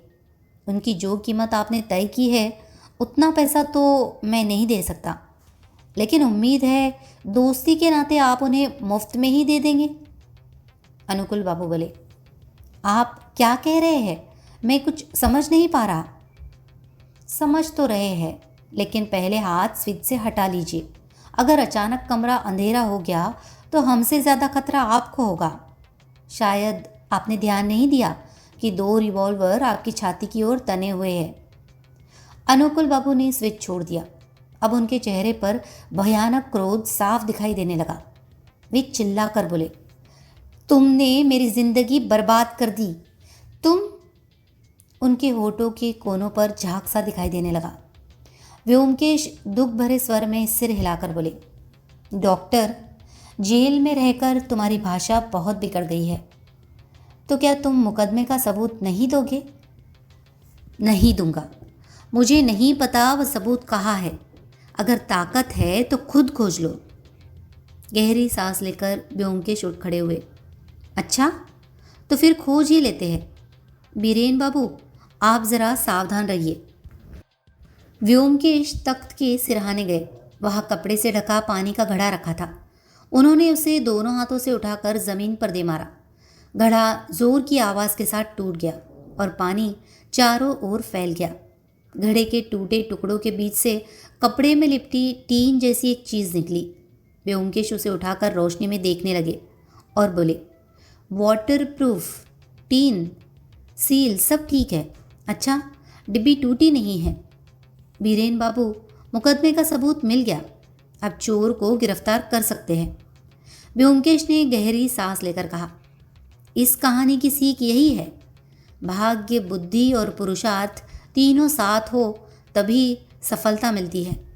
अगर पुतीराम बरामदे में बैठा न होता और टैक्सी का नंबर 8008 न दिखता तो हम अनुकुल बाबू को कहाँ खोज पाते? मैंने पूछा। ये तो समझ गया, लेकिन तुम्हें कैसे शक हुआ कि माचिस चुराने वाला अनुकुल बाबू ही है? व्योमकेश बोले, अपने जासूसी जीवन में मैंने जितने खतरनाक दुश्मन बनाए हैं उनमें से सिर्फ 3 अभी जीवित है। पहला पेशावरी अमीर खां, जिसने लड़कियां चुराने के धंधे को एक कला बना दिया था। अदालत ने उसे 12 साल की जेल दी। दूसरा राजनीतिक दलाल कुंजलाल सरकार, जो सरकारी गुप्त आर्थिक खबरें चुराकर शेयर बाजार में बेचता था। 2 साल पहले उसे 7 साल की सज़ा हुई। और तीसरा हमारा अनुकूल डॉक्टर, कोकेन का कारोबार करने और मुझे मारने की कोशिश के अपराध में उसे 2 साल की जेल हुई थी। हिसाब से देखा जाए तो इस समय सिर्फ अनुकुल बाबू ही जेल से बाहर निकलने वाले थे, इसलिए उनके अलावा और कौन हो सकता था? मैंने कहा, ठीक है, लेकिन उस जले हुए चेहरे वाले सज्जन को ही तुमने अनुकुल बाबू कैसे समझ लिया? नहीं, पहले तो सिर्फ उनकी चाल कुछ जानी पहचानी लगी थी, लेकिन मैंने उन पर सीधा शक नहीं किया। फिर वो कोकोनट गुप्त वाली चिट्ठी, उसी ने मेरे मन में शक पैदा किया। कोकोनट नाम इतना अजीब था कि साफ लगता था कि वह नकली नाम है, और ऊपर से गुप्त। तुमने शायद ध्यान दिया होगा कि हमारे यहाँ लोग नकली नाम रखते समय अक्सर आखिर में गुप्त जोड़ देते हैं। इसलिए जब नंबर 2 व्योमकेश बाबू उस चिट्ठी को अपना न बताते हुए भी अपने साथ ले गए, तभी मेरे मन में शक पैदा हुआ। कोकोनट शब्द से कोकेन की याद आती है।